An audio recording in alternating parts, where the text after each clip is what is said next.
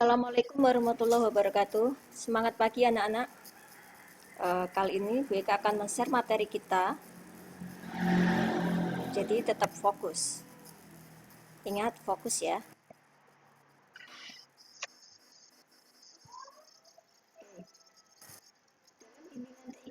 Ada dua hal utama yang akan kita pelajari. Yang pertama yaitu materi tentang hardware dan yang kedua yaitu software. Mungkin kalian tidak asing dengan istilah ini ya. Sering kali kalian mendengar. Dan untuk semester pertama kita nanti akan fokus ke bagian hardware dan di semester 2 nanti kita akan fokus di bagian software. Apa itu hardware dan apa itu software? Yuk kita akan bahas di sini.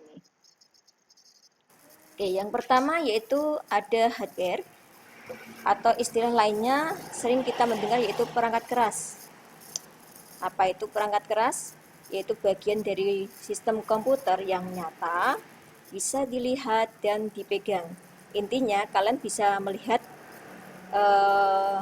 perangkat tersebut dan bisa kalian pegang dan nyata memang bagian tersebut adalah keras. Contohnya apa itu? Ada monitor, ada speaker, ada CPU, ada keyboard, ada mouse. Nah, bagian-bagian dari komputer itu dinamakan perangkat keras. Yaitu bisa kita lihat nyata dan bisa kita pegang perangkatnya. Ini itu software. Istilah lainnya adalah perangkat lunak. Apa itu perangkat lunak? Yaitu bagian dari sistem komputer yang berfungsi untuk menjembatani antara hardware dengan brainware atau dari ini ada manusia supaya bisa berkomunikasi. Istilahnya di sini adalah misalkan dia adalah penerjemah ya intinya. Misalkan hardware adalah orang Indonesia, kemudian brainware adalah orang Inggris. Nah, mereka memiliki bahasa yang berbeda, maka harus ada yang menjembatani. Di sini kita bisa menggunakan software supaya apa yang diinginkan oleh manusia itu bisa terrealisasi melalui hardware atau komputer itu sendiri. Contohnya seperti apa? Misalkan kita pengen membuat sebuah dokumen, maka ada software atau aplikasi yang digunakan untuk membuat dokumen. Misalkan kita pengen sebagai manusia kita pengen menggambar, maka ada aplikasi khusus yang digunakan untuk menggambar. Dan itu semuanya tidak bisa dilakukan tanpa adanya hardware. Jadi software ini nanti akan install atau dipasang melalui hardware dan nanti antara hardware, software, dan brainware atau manusia itu sendiri bisa menyatu menjadi sistem komputer sehingga menghasilkan sebuah informasi. Jadi informasi itu akan terbentuk jika adanya hardware, software, dan brainware. Jika software sendiri atau hardware sendiri atau brainware sendiri, maka tidak bisa menjadi sebuah informasi. Begitu juga misalkan ada sebuah komputer, dibiarkan saja begitu saja. Apakah bisa menghasilkan sesuatu? Tentu tidak, bukan? Maka perlu adanya manusia atau brainware supaya bisa menggunakan komputer tersebut atau hardware supaya bisa menghasilkan informasi. Nah, hardware sendiri atau bagian dari komputer itu dibagi menjadi 4 bagian. Yang pertama ada alat input atau input device atau alat masukan. Yang kedua alat pemproses. Yang ketiga storage device atau alat penyimpanan, dan yang keempat yaitu output device atau alat keluaran. Jadi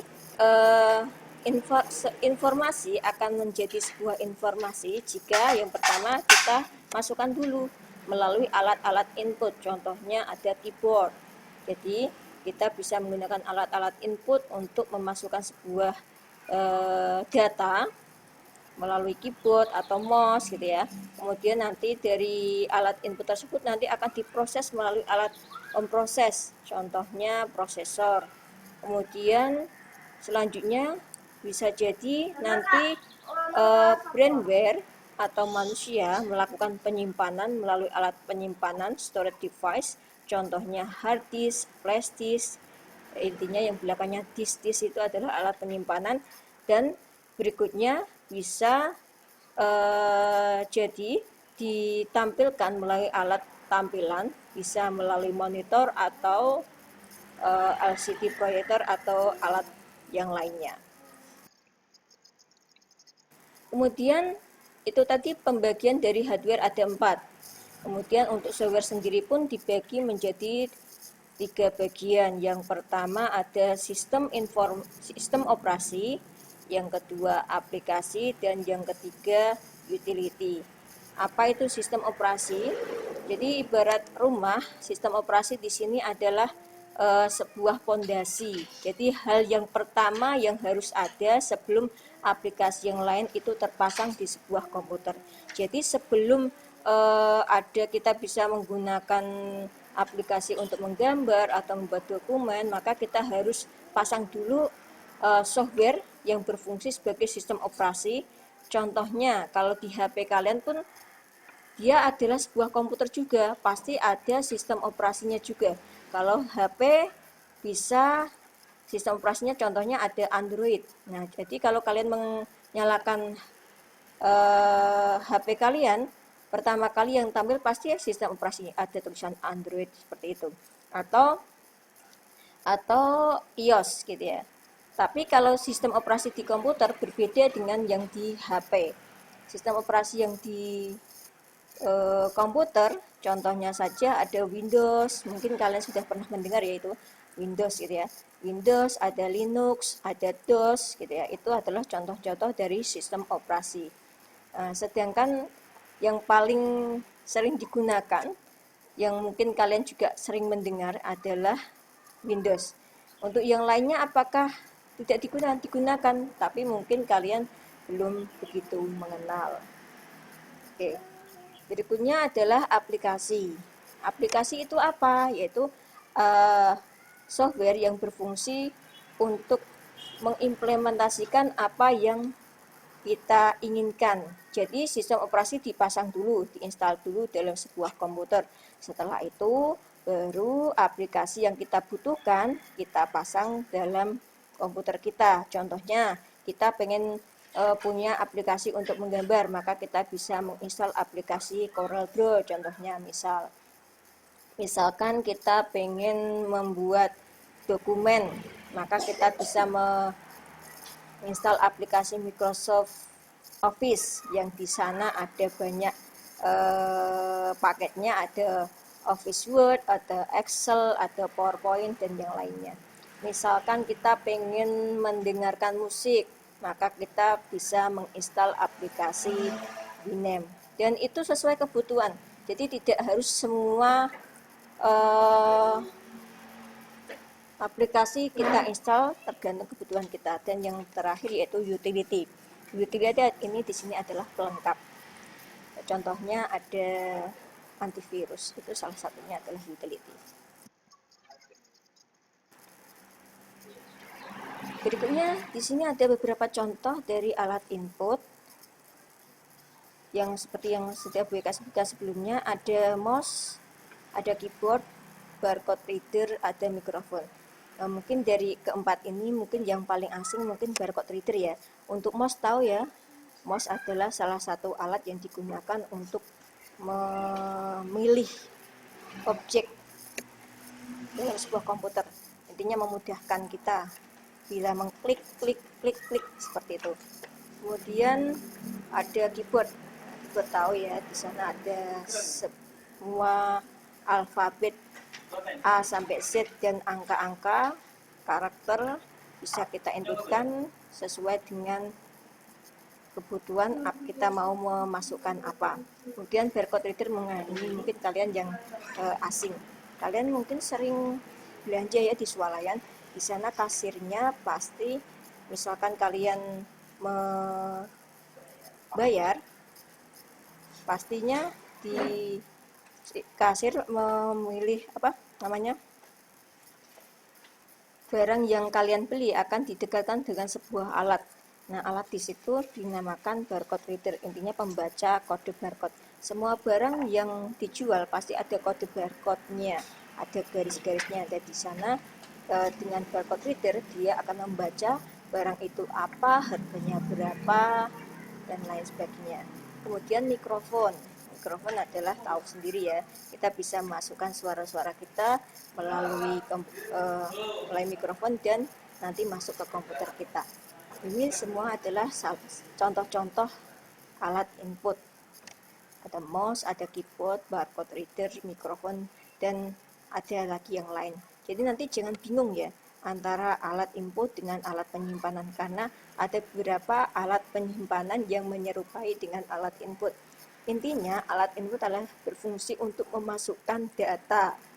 Jadi alat yang berfungsi untuk memasukkan data dinamakan sebagai alat input. Berikutnya adalah alat pemproses. Jadi setelah kita melakukan input, maka data yang kita masukkan akan diproses melalui alat pemproses. Ini adalah contoh-contoh alat pemproses. Ada motherboard, ada prosesor, ada RAM, ada VGA card. Di, di sini tampilannya di mana ya? Ada di bagian dalam. Harus kita bongkar biar tahu uh, motherboard itu yang mana, prosesor yang mana, RAM yang mana gitu ya. Nah, harus kita bongkar dulu supaya kita bisa melihat. Jadi kita tidak bisa melihat secara kalau tidak dibongkar, intinya itu. Berikutnya adalah alat penyimpanan. Alat penyimpanan adalah berfungsi untuk menyimpan. Di sini istilah lainnya adalah storage ya. Jadi kalau istilah storage itu adalah alat penyimpanan.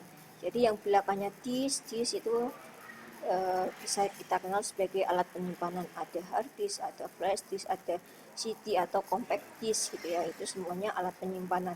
Jadi fungsi utamanya adalah untuk melakukan penyimpanan. Jadi penyimpanan di sini bisa bersifat internal atau eksternal. Eksternal di sini bisa diambil pasang, ambil pasang gitu. Kalau internal dia menetap. Jadi contohnya yang penyimpanan internal di sini adalah hard disk. Hard disk di sini adalah ada yang eksternal, ada yang internal ya. Untuk sistem operasi sendiri atau aplikasi sendiri itu terpasang atau diinstal, otomatis akan masuk ke dalam hard disk yang internal. Berikutnya ada alat output atau keluaran. Jadi data yang sudah kita masukkan diproses nanti akan ditampilkan melalui alat output atau keluaran. Contohnya apa? Ada speaker, ada monitor, ada printer.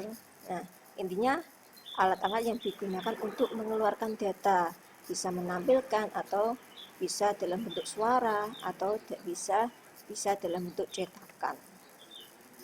Itu alat output. Nah, di sini sudah selesai gambarannya apa yang harus kita pelajari. Eh, jadi secara umum kita akan pelajari dua hal, yaitu hardware dan software.